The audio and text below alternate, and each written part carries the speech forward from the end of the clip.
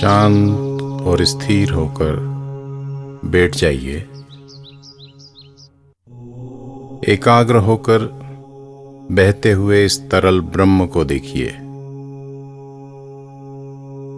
नर्मदा का दर्शन मात्र ही सभी पुण्यों को प्रदान करता है। दूर विराट अनंत में लीन हो रहा है। इस समग्र दृश्य को जी भर के देखें। अब अपनी आंखें बंद कर लें। अपने मानस पटल पर वही दृश्य धारण करें। दृश्य खोने लगे तो फिर आंखें खोलें, उसे देखें और आंखें बंद कर लें। यह धारणा का अभ्यास है। बाहर बहती नर्मदा को हृदय में बहाने का अभ्यास करें।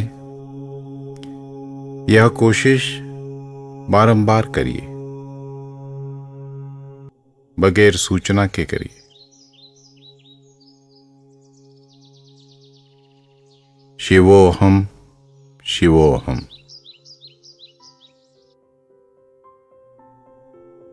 एकाग्र और शांत। ओम शांति, केवल शांति। ओम शांति।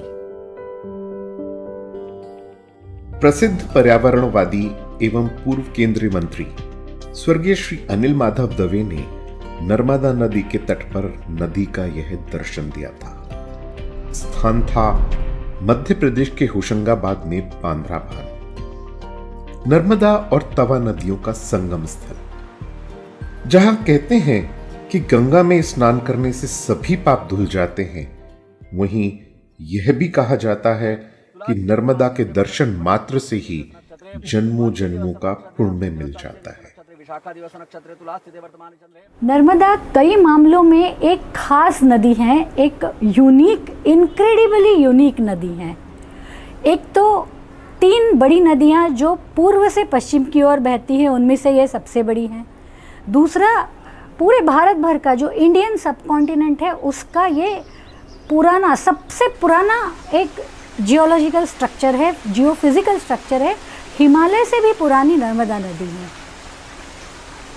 तीसरा, अमरकंटक से लेके पूरा रेवा सागर संगम तक अगर हम देखें तो सतत चक्राकार इसका मियांडरिंग वाला प्रवाह है। इतना चक्राकार प्रवाह शायद ही किसी और नदी का है।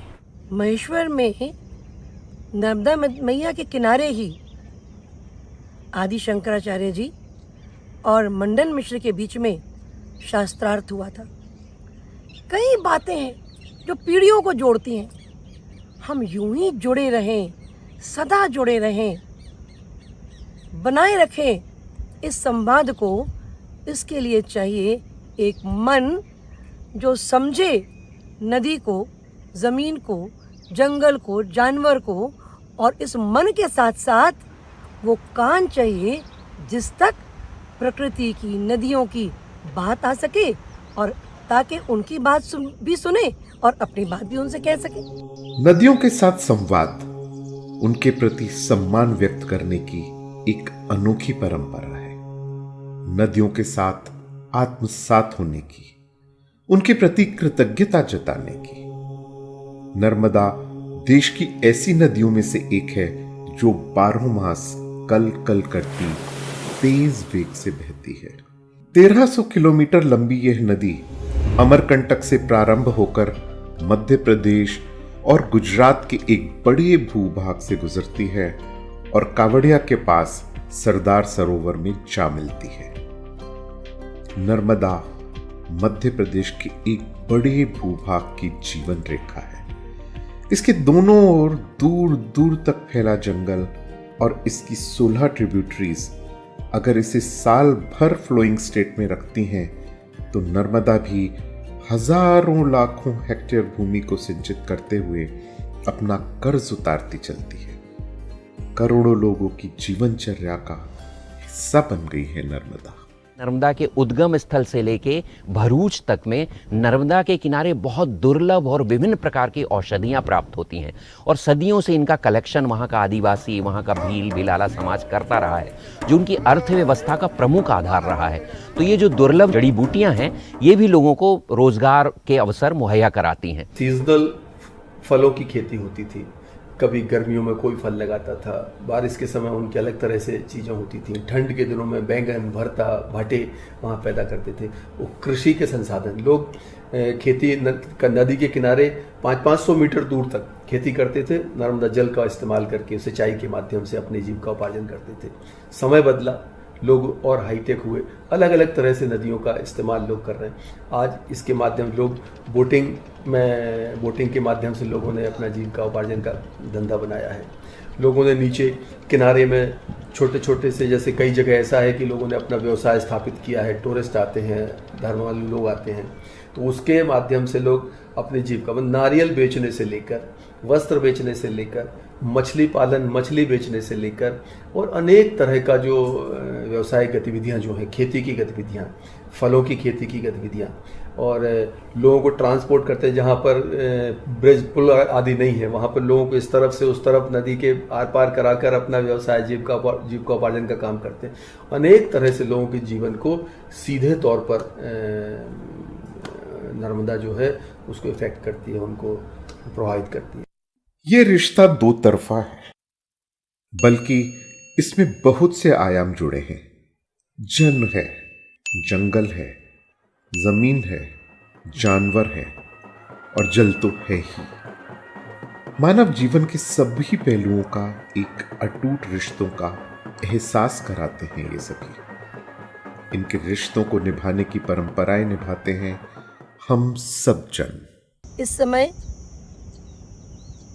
मैं कुंदा नदी, वेदा नदी और नर्मदा माई के संगम पर बैठी हूँ।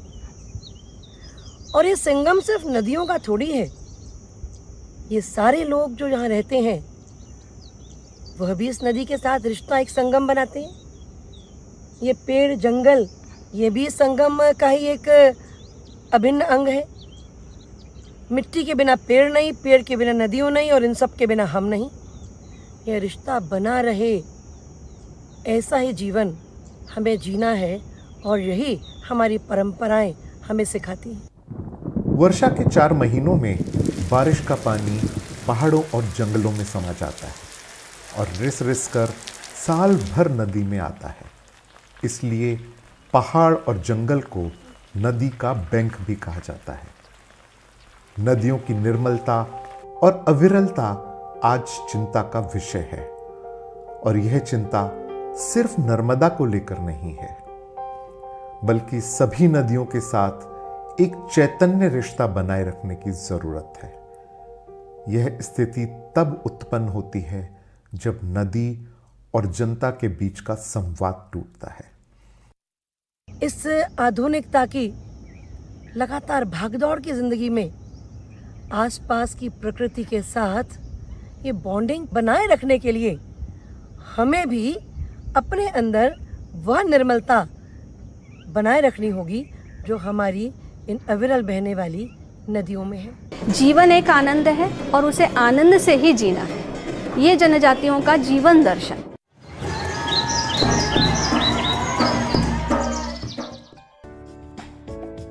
ये कामयाबी है अन्नदाता की, ये कहानी है खेत और खलिहानों की। कैसे करें अपने पशुओं की देखभाल, जानिए गांव-गांव के किसानों का हाल। देखिए गांव किसान, सोमवार से शुक्रवार दोपहर 12 बजे सिर्फ डीडी किसान पर।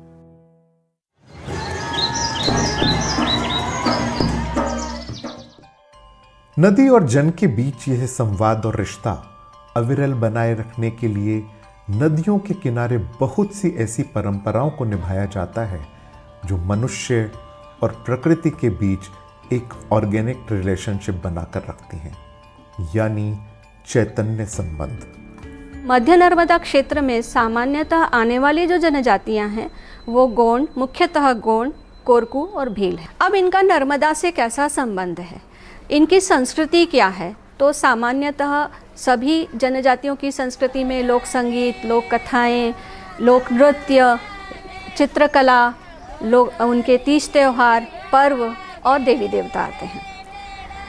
इसके पहले आदिवासियों का उनके साथ रहते हुए जो मैंने दर्शन देखा है, तो उनका दर्शन है कि जीविकोपार्जन के लिए जितना ज़रूरी है उतना ही परिश्रम करना है, बाकी नहीं करना है। जीवन एक आनंद है और उसे आनंद से ही जीना है। ये जनजातियों का जीवन दर्शन है जो कि हम लोगों ने भुला दिया है। अब इसी दर्शन के को मद्देनज़र रखते हुए वो अपना सारा जीवन गुजारते हैं। अब इस जीवन में उनके साथ कुछ पर्व होते हैं, कुछ रीति रिवाज होते हैं, कुछ परंपराएं होती हैं। हर नदी की सहायक नदी मुख्य नदी जितनी ही महत्वपूर्ण होती है। सेकेंडरी, टर्शरी सभी, और उन सब नदियों के किनारे रहने वाले लोग वहाँ की ठेठ स्थानीय परंपराओं के माध्यम से उनका पोषण करते हैं और दोहन भी, लेकिन शोषण नहीं। नर्मदा को बचाते हैं, नर्मदा के आसपास के क्षेत्रों को बचाते हैं, संरक्षण करते हैं। और जनजाति नर्मदा के किनारे बहुत अधिक होने की वजह से जितनी दूसरी नदियों के तुलना में नर्मदा का प्रदूषण कम है। नर्मदा में प्रदूषण गंगा है या यमुना है, नर्मदा काली नहीं है, कहीं पर भी काली नहीं पड़ी है, सिर्फ इन जनजातियों की वजह से।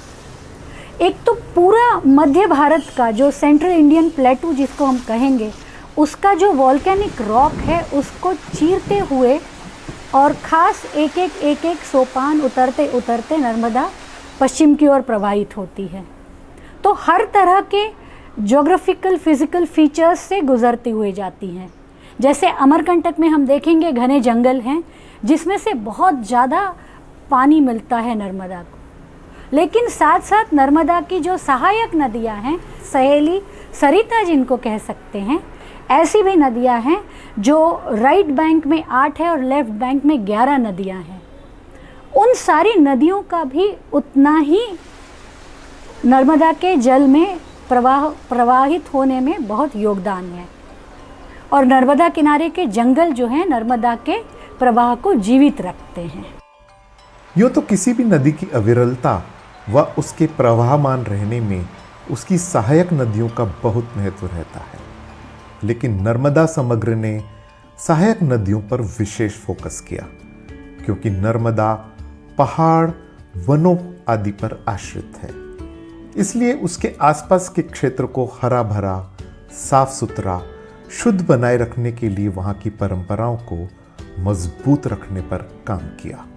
इसी विचार के चलते 2015 में जब नर्मदा समग्र का एक विशाल प्रोग्राम हुआ, तो उसमें नर्मदा की सभी सहायक नदियों को प्रतीक रूप में उनका जल और मिट्टी लाई गई, कार्यक्रम स्थल पे लाई गई और उनके किनारे रहने वाले समाज को भी बुलाया गया और उन सब से विचार मंथन से ये निष्कर्ष निकाला गया, ये तय किया गया, बिंदु बनाए गए कि नर्मदा की सहायक नदियों में कैसे काम किया जाए। और तब से लेके आज तक कुछ न कुछ कार्य उन सहायक नदियों पर भी जारी है।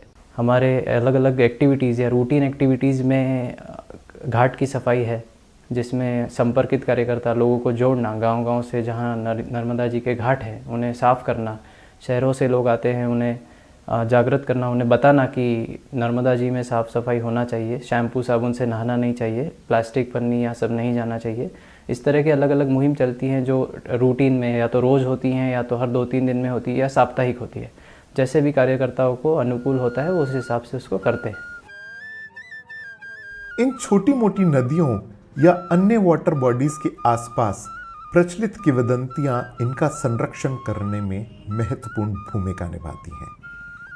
किसी किसी नदी का महिमा मंडन करने के लिए तो वहां के किसी संत फकीर के किस्से रोजमर्रा की बात बन जाते हैं और फिर साल में एक दिन मेला लगाकर वहां की साफ सफाई करने का उपक्रम बरसों तक चलता है।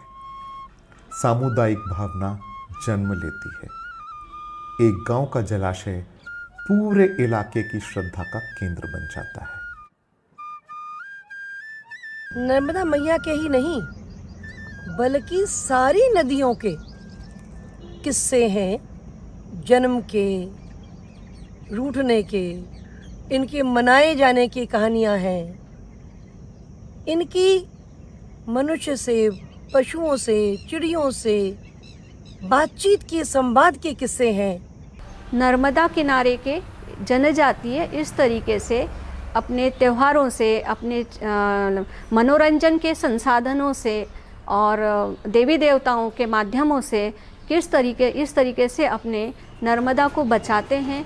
और इन जनजातियों ने नागरीय सभ्यता या सभ्य समाज को भी सिखाया है कि नर्मदा या प्रकृति के साथ कैसे जिया जाता है, कैसे रहा जाता है। नदी का जल पीने योग्य है कि नहीं, अब आधुनिक विज्ञान का सहारा लेकर उसे परंपराओं के साथ समाहित किया गया है।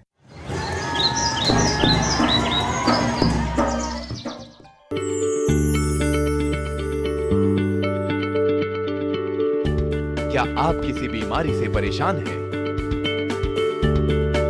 चाहते हैं डॉक्टर की सलाह? तो हम हैं आपके साथ, बताएंगे आपको जीने की राह। समस्याएं आपकी, समाधान देश के मशहूर विशेषज्ञों के। घर बैठे बात करें देश के जाने माने डॉक्टरों से। हमारे लाइव प्रोग्राम स्वस्थ किसान में हर शनिवार शाम 6 बजे से 7 बजे तक।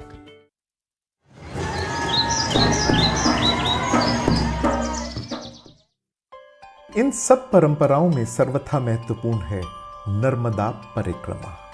न जाने कितनी सदियों से चल रही है पर्यावरण संरक्षण की यह अद्भुत परंपरा। इसके पीछे उद्देश्य होता है नर्मदा के स्वभाव को समझना, उसके आसपास की बायोडायवर्सिटी से रूबरू होना, वहां के जनमानस के साथ आत्मसात होना। उसके किनारे बसे लोगों का निस्वार्थ भाव किसी भी नदी सा निर्मल होता है। सादा सरल जीवन, त्याग से भरपूर। स्वयं खाली पेट रह लेंगे लेकिन कोई परिक्रमावासी भूखा ना रह जाए, ऐसे सेवाव्रती।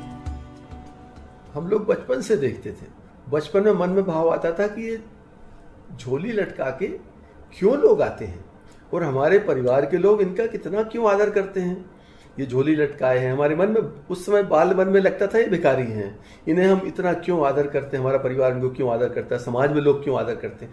वो उम्र के साथ समझ में आया कि नर्मदा की परिक्रमा एक उनके नर्मदा के सानिध्य में आने के बाद किया गया श्रेष्ठतम तप माना जाता है। परिक्रमेमध्ये चालत असताना प्रत्येक वेळा जी नर्मदा आपल्या डोळ्यासमोर असते किंवा बाजूला असते, ते नर्मदेचं पाणी जल बघत असताना त्या पाण्याबरोबर वाहणारं म्हणजे तिचा वेग, तिचा संथपणा, तिचा खळखळाट याच्याबरोबर आपलं सुद्धा जीवन कसं काय किंवा रोजच्या जीवनात सुद्धा याच्यावरती परिणाम होत राहतो। हे जे असं सतत आम्ही रोज पाण्यात त्या नर्मदेबरोबर चालताना लक्षात येत होतं। किती स्वच्छ सुंदर पाणी असलं की असं वाटायचं अरे आपलं मन सुद्धा असं व्हायला पाहिजे, असं वाटायचं। किती खळखळाट असायचा, किती वरनं खाली पाणी पडायचं, म्हणजे किती खडतर आयुष्य होतं तिचं आणि त्याच्यातून ती पुढे चाललेलीच होती। तर मग आपल्याला पण असंच जायचं आहे हे सतत डोळ्यात यायचं। कहने के लिए ये यात्रा ज़रूर है, परिक्रमा एक यात्रा ज़रूर है, लेकिन नर्मदा का जो ज्योग्राफिकल स्थान है, उत्तर भारत और दक्षिण भारत के बीचों बीच स्थित नर्मदा का जो बेसिन है, उसमें से पैदल जाते जाते और दोनों तरफ के किनारों का ज्योग्राफी और इतिहास और कल्चर समझते समझते, वहाँ का फ्लोरा और फौना समझते समझते, वहाँ के जो प्यारे लोग हैं, जो सेवा का व्रत लिए हुए हैं, जिनके कारण परिक्रमा होती हैं, ये सारी बहुत खास चीज़ें हैं। और पर्यावरण के हिसाब से हम देखेंगे तो दक्षिण भारत से आने वाले जो यात्री होंगे उनके लिए उत्तर भारत की पहचान, और जो उत्तर से आने वाले होंगे उनके लिए दक्षिण भारत की पहचान के लिए नर्मदा रिवर का एक बहुत बड़ा योगदान है। 1300 किलोमीटर लंबी नदी के दोनों तटों पर परिक्रमा आमतौर पर लोग पैदल करते हैं। अब कुछ लोग वाहन से भी करने लगे हैं। स्वर्गीय अनिल जी ने राफ्टिंग और स्वयं हवाई जहाज उड़ाकर भी इसकी यात्रा की। वे इसके विभिन्न आयामों को अपनी पैनी नजर से देखना और परखना चाहते थे। नर्मदा जी के किनारे लगने वाले मेले, उत्सव अलग ही छटा बिखेरते हैं। ये परंपराएं उस पूरे क्षेत्र की समाज व्यवस्था व अर्थव्यवस्था दोनों की चिंता करती हैं और उनका संवर्धन भी करती हैं। ये वहाँ की लोक संस्कृति की वाहक है। और आदिवासी लोगों के अंदर जो झिझक होती थी कि जो भौतिक युग जीते हुए लोगों के बीच में कैसा होता है, उनकी झिझक दूर होने का काम करते थे वो। हम उनकी झिझक दूर करने में सहायक होते थे। और आदिवासी लोग अपना जो यहाँ पर आकर उनके नृत्य हैं, उनके जो परंपरागत आयोजन है, उससे हमको भी सीखने का एक अवसर मिलता था कि हमारे बीच में एक ऐसा समाज है जो कि भारतीय परंपराओं का वाहक है। उनको लेकर आज भी हमारे बीच में इस तरह से जीवन यापन कर रहे हैं, अपने जीवन को आगे बढ़ाने का काम कर रहे हैं। प्रशिक्षित कार्यकर्ताओं की एक ऐसी टीम तैयार की जो कालबाह्य होने लगी परंपराओं को नया रूप दे सके। इन कार्यकर्ताओं ने नदी की निर्मलता को बनाए रखने के लिए कुछ नए रचनात्मक काम चुने, जैसे हरियाली चुनरी। लोगों के मन में नर्मदा जी के प्रति आस्था तो बहुत गहरी है, बहुत ज़्यादा है। उनके रोज़मर्रा की ज़िंदगी में नर्मदा जी शामिल हैं, लेकिन नर्मदा जी की जो हालत है उसकी चिंता किसी को नहीं है। समाज नर्मदा जी में चुनरी तो चढ़ाता है, पर नर्मदा जी में पानी ही कम होता जा रहा है। तो नर्मदा समग्र ने ये सोचा, नर्मदा समग्र के संस्थापकों ने ये सोचा कि क्यों नहीं हम कुछ ऐसी नई परंपरा बनाएं जो नर्मदा जी में पानी रख सके, जिससे नर्मदा की धारा अविरल बनी रहे। इस विचार को रखते हुए उन्होंने चुनरी की जगह हरियाली चुनरी की एक योजना बनाई। इस चुनरी चढ़ाने के जो कॉन्सेप्ट था, इसका जो सोच थी, उसके पीछे ये था कि नर्मदा के दोनों किनारों पर अगर हरियाली लगाई जाए, पेड़ पौधे लगाए जाएंगे, तो ये पेड़ पौधे नर्मदा में जल बढ़ाने का काम करेंगे। क्योंकि समाज चुनरी तो पहले से ही चढ़ा रहा था, अब उसे ये समझ में आ गया कि अब आगे के सालों में यदि नर्मदा जी को बचाए रखना है तो उन्हें हरियाली की चुनरी चढ़ानी होगी। पूर्व से चली आ रही परंपराओं को खंडित नहीं किया गया, लेकिन परिष्कृत किया गया।